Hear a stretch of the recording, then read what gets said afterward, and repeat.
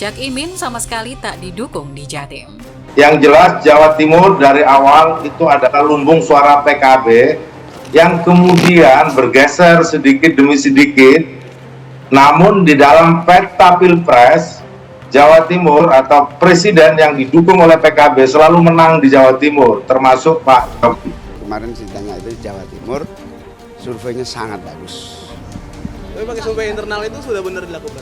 Iya, selalu kita rutin menggunakan survei tertutup yang kita nikmati sendiri, tidak untuk kita publikasi, agar kita bisa bekerja secara objektif. Di Jawa Tengah Mas Ganjar unggul, di Jawa Barat Pak Prabowo unggul. Berarti battleground-nya di mana? Jawa Timur. Tentu baik Pak Prabowo maupun Mas Ganjar butuh cawapres yang membantu kemenangan di Jawa Timur. Intinya itu, sehingga Bu Khofifah terlihat sangat menarik bagi siapapun. Bagi Pak Prabowo menarik, bagi Mas Ganjar menarik. Kita bicara seberapa besar penyumbang ya elektabilitas suara Cak Imin bagi Anies Baswedan, ya tergantung. Artinya tergantung nanti siapa cawapresnya Prabowo. Tergantung juga siapa cawapresnya Ganjar. Memang faktanya battleground itu di Jawa Timur sekarang. Karena Pak Prabowo unggul di Jawa Barat, Mas Ganjar unggul di Jawa Tengah. Nah, siapa yang mengunci di Jawa Timur, insya Allah bisa menang. Penggiat media sosial Tonanda Putra mengungkapkan bahwa bakal cawapres koalisi perubahan Muhaimin Iskandar alias Cak Imin sama sekali tidak didukung di daerahnya Jawa Timur. Pasalnya berdasarkan hasil survei indikator politik Indonesia di Jatim, elektabilitas bakal capres koalisi perubahan Anies Baswedan mengalami penurunan usai Cak Imin dideklarasikan sebagai cawapres. Hasil survei indikator ini pasti mengejutkan Pak Anies dan juga Cak Imin sendiri. Ternyata Cak Imin sama sekali nggak didukung di daerahnya sendiri. Benar-benar kasihan banget deh Cak Imin ini, ucapnya. Lebih lanjut, pada November 2022, elektabilitas Anies masih di angka 17,9%. Dan kemudian sekarang usai deklarasi Cak Imin sebagai cawapres turun 3,5% menjadi 14,4%. Hasil surveinya suara Pak Anies turun dari 17,9% suara sewaktu dilakukan survei di bulan November tahun 2022 jadi 14,4% suara di survei terbaru ini. Jadi ada penurunan suara sekitar 3,5% suara. Ujar Tonan dikutip populis.id dari YouTube 2045 TV Selasa 3 Oktober. Berbanding terbalik dengan Anies, elektabilitas bakal capres PDIP Ganjar Pranowo malah naik menjadi 43,9%. Pun demikian bakal capres Koalisi Indonesia Maju Prabowo Subianto di angka 33,8%. Sementara itu dalam kurun waktu yang sama, suara Mas Ganjar sama Eyang Prabowo malah melesat naik. Suara Mas Ganjar naik dari 41,8% menjadi 43,9%. Sementara itu suara yang Prabowo juga naik dari 30,5% menjadi 33,8%, tandasnya. Diketahui Sekretaris Jenderal PBNU Saifullah Yusuf atau akrab disapa Gus Ipul mengatakan deklarasi pasangan Anies Baswedan dan Muhaimin Iskandar membuat banyak kiai di Jawa Timur merasa nelongso atau sedih.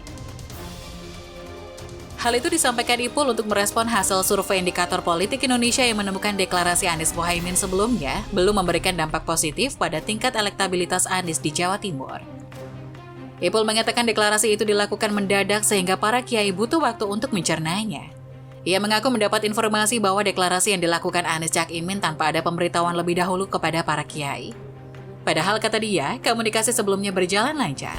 Menurutnya, fenomena di atas tergambar dari hasil survei indikator politik yang menemukan belum ada dampak signifikan deklarasi terhadap elektabilitas Anies di Jatim. Tapi hari ini memang banyak kiai yang nelongso atau prihatin dengan deklarasi yang cukup mendadak dan memerlukan waktu untuk mencernanya, dan itu tergambar dalam surveinya, kata Ipul Minggu 1 Oktober. Ipul mengatakan ada juga kiai yang menganggap deklarasi itu sebagai deklarasi untuk meninggalkan Gus Dur. Sebab Cak Imin berkoalisi dengan kelompok yang dipersepsikan berseberangan dengan Gus Dur. Selain itu, deklarasi itu juga dinilai langkah Cak Imin mengoreksi kebijakan Presiden Joko Widodo. Karena koalisi dengan orang-orang yang dipersepsikan berseberangan dengan Gus Dur. Kedua, ini juga bisa jadi semacam koreksi terhadap mungkin keputusan Presiden. Karena kemudian Cak Imin bersama orang-orang yang selama ini dianggap berseberangan dengan Presiden. Gus Dur dan Presiden sama-sama punya pengaruh di kalangan pemilih, kata dia. Ipul bercerita usai deklarasi Anies Cak Imin, diam-diam konsolidasi para kiai lebih intens. Menurutnya, pertemuan-pertemuan para kiai dengan Anies, Ganjar, Prabowo yang kerap dilakukan merupakan hal biasa dan bukan penanda dukungan. Tidak serta-merta itu menjadikan dukungan. Itu bisa jadi setelah pulang para kiai itu musyawarah lagi, kumpul lagi, musyawarah lagi. Yang kemudian ini pada akhirnya akan mengarah dukungan pada salah satu capres, katanya.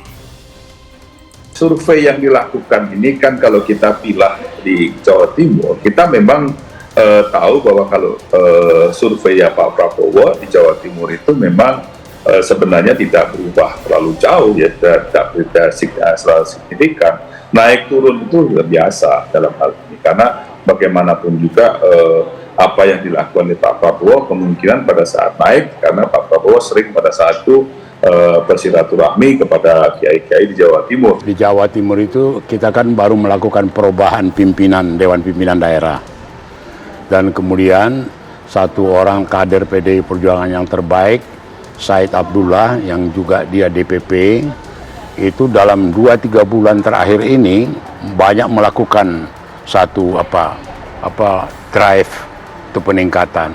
Saya melihat bahwa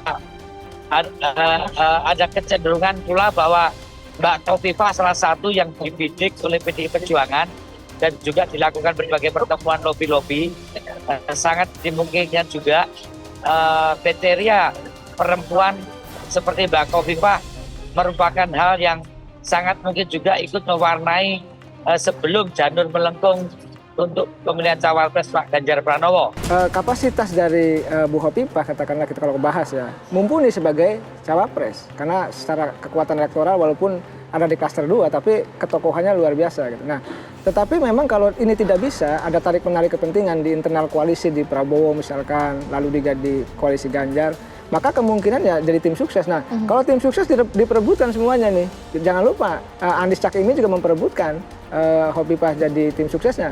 Dan kemudian yang di luar yang juga surprise, rupanya keakraban, keharmonisan Ganjar dengan istrinya dan anaknya itu menarik perhatian mak-mak di Jawa Timur dan Surabaya gitu loh. Dilihat sebagai satu keluarga yang sakinah, ya, yang harmonis.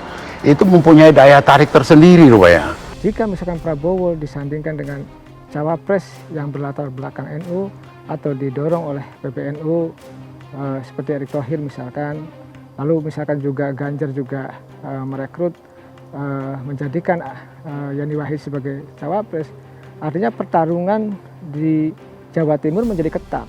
Artinya tokoh-tokoh NU di situ banyak yang bertarung untuk bisa menyumbang elektabilitas bagi capresnya. Yang jelas Jawa Timur dari awal itu adalah lumbung suara PKB yang kemudian bergeser sedikit demi sedikit, namun di dalam peta Pilpres Jawa Timur atau presiden yang didukung oleh PKB selalu menang di Jawa Timur, termasuk Pak Jokowi. Kemarin ceritanya itu di Jawa Timur surveinya sangat bagus. Tapi pakai survei internal itu sudah benar dilakukan? Iya, selalu kita rutin menggunakan survei tertutup yang kita nikmati sendiri, tidak untuk kita publikasi, agar kita bisa bekerja secara objektif. Di Jawa Tengah Mas Ganjar unggul, di Jawa Barat Pak Prabowo unggul. Berarti battleground-nya di mana?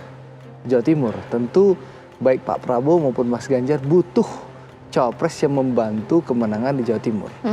Intinya itu, sehingga Bu Khofifah terlihat sangat menarik bagi siapapun.